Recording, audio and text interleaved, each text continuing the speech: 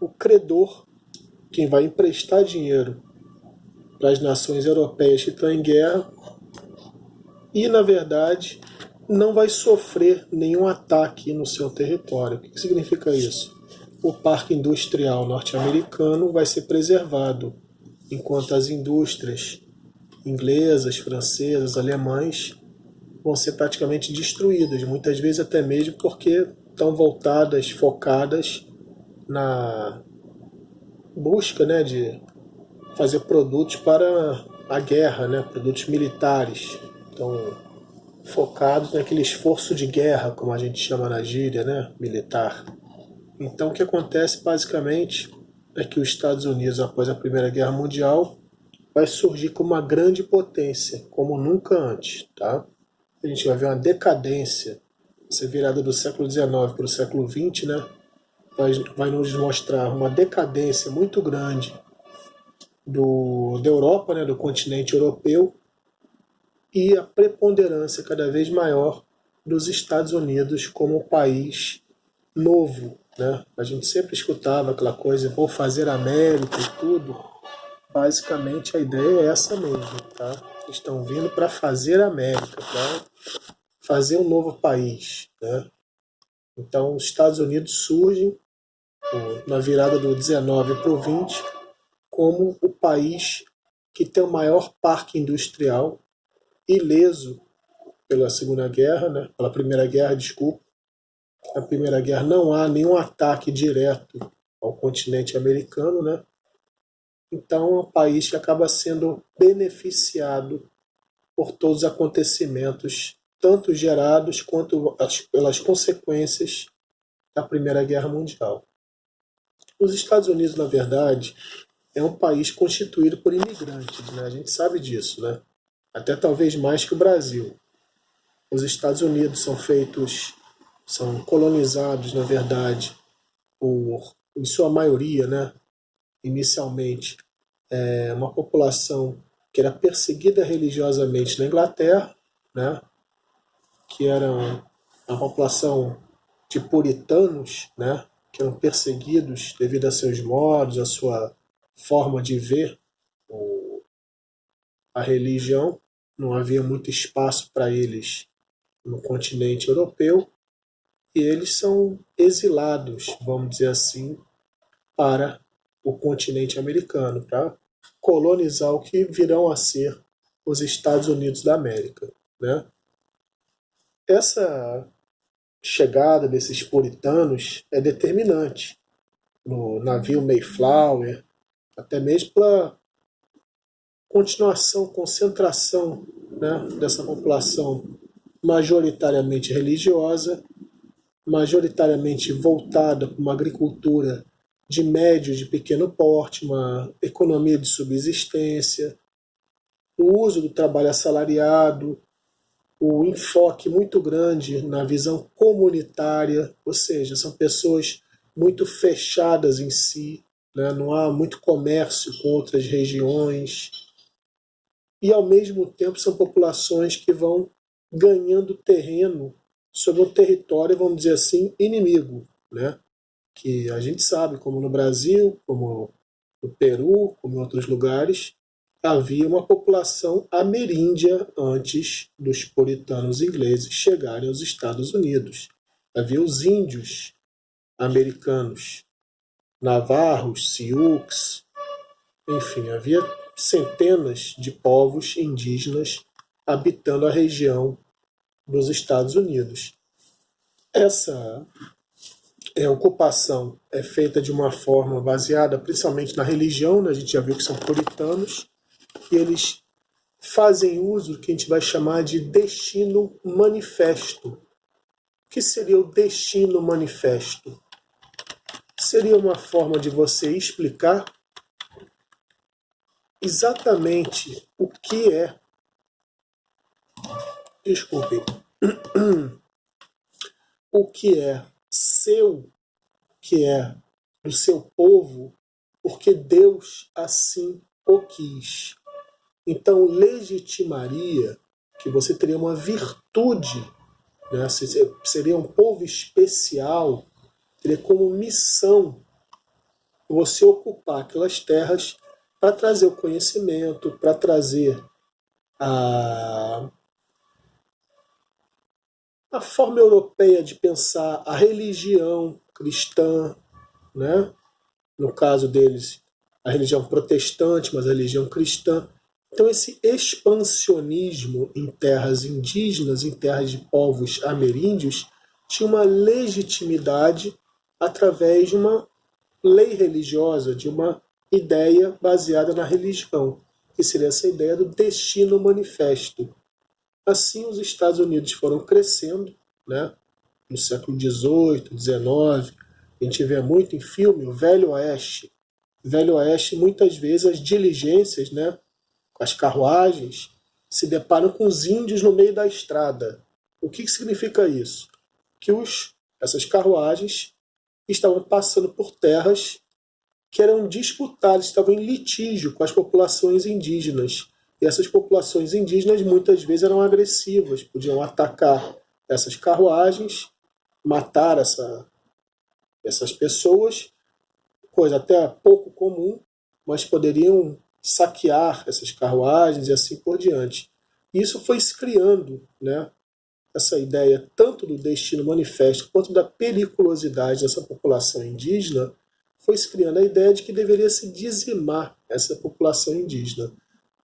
Então, os Estados Unidos, na verdade, é um país que foi ganho através da força, através da posse do terreno, como o Brasil também. Queira ou não, a gente também é assim. Né? O português, quando chega aqui, ele primeiro dá miçanga para o índio.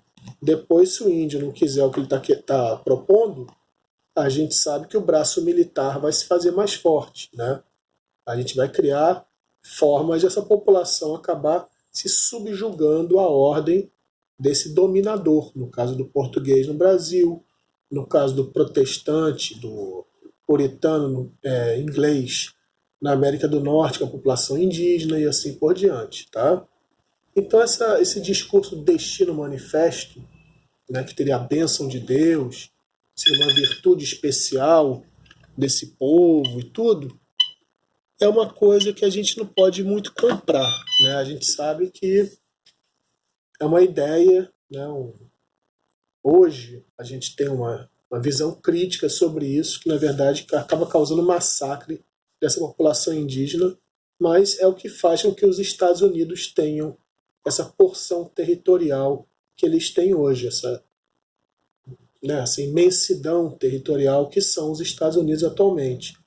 Teoricamente, sobre língua inglesa. A gente sabe que os Estados Unidos deve ser no mínimo 30% da população é de origem da América Central, do México, da América do Norte, mas do México, são pessoas falantes da língua espanhola atualmente.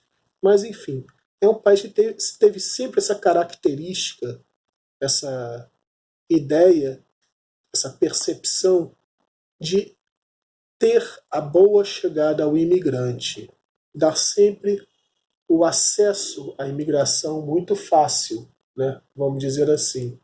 Antigamente não existia muito essa coisa de fronteira, de você sair de um lugar para o outro e ser barrado na entrada do país. Não havia muito isso. Você ia tentar a sua sorte.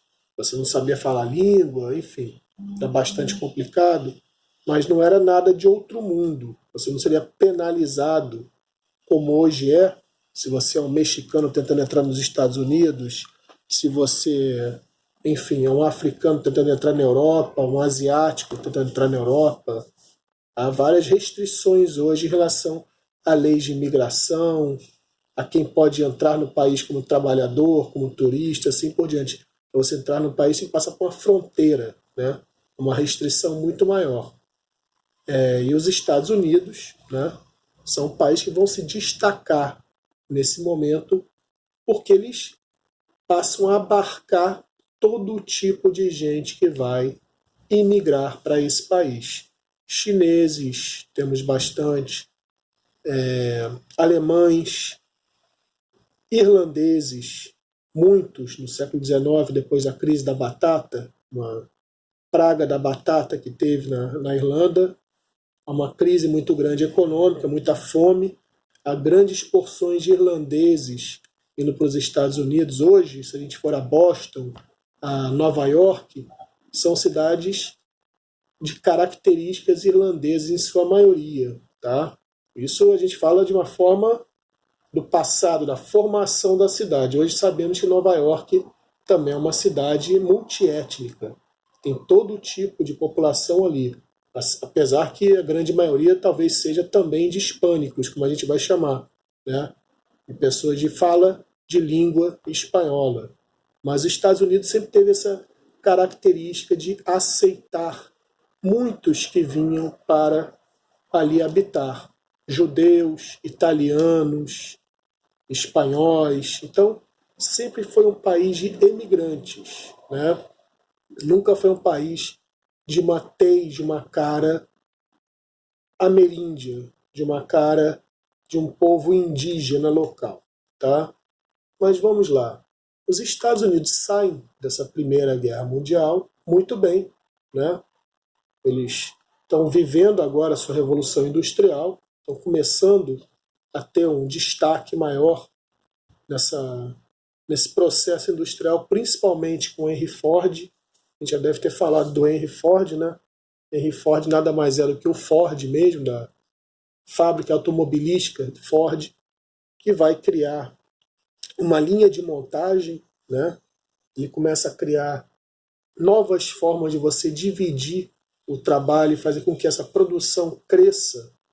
E, obviamente, a produção crescendo, o preço do produto final seja mais barato. No caso, era o Ford T, um automóvel, passa a ser um automóvel que a população desculpem, população de classe média poderia comprar, tá?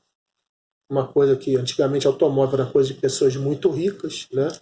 Então, o Ford, Henry Taylor, com taylorismo, com a cientificidade do processo industrial, com a divisão mais bem definida das funções também, com as pessoas pensando cada vez em especializar mais o trabalhador naquela função que ele faz melhor, para assim melhor produzir aquele produto. Então já uma outra visão, né, industrial. Os Estados Unidos estão vivendo toda essa, que a gente vai chamar de segunda revolução industrial, de forma intensa, tá? Não só essas questões, mas a gente pode pegar a questão da eletricidade. Thomas Edison e Nikola Tesla estão na disputa, né? Não sei se eu cheguei a falar com vocês, mas estão na disputa para saber qual a forma de energia que vai ser utilizada, a forma de corrente alternada ou de corrente contínua, né? Há filmes do Thomas Edison criticando o Nikola Tesla, e há um grande embate, um embate, na verdade, mercantil, né, comercial, para saber quem vai conseguir colocar sua tecnologia, quem vai ter sua tecnologia comprada por essas pessoas, esses consumidores, né, que é muito importante, claro. Então a gente vai ver que nesse momento os Estados Unidos são o berço da segunda revolução industrial, tá? Isso é muito importante, porque eles vão se destacar, como a gente falou, devido ao enfraquecimento dos concorrentes. Os concorrentes europeus estão em frangalhos após a Primeira Guerra Mundial. Tudo que foi investido, todo o esforço de guerra, tudo que foi feito para se ganhar a guerra, muito dinheiro, vidas humanas, né, o investimento na indústria focada mais para a produção militar do que para a produção de bens duráveis ou bens não duráveis para o uso da população de uma forma geral.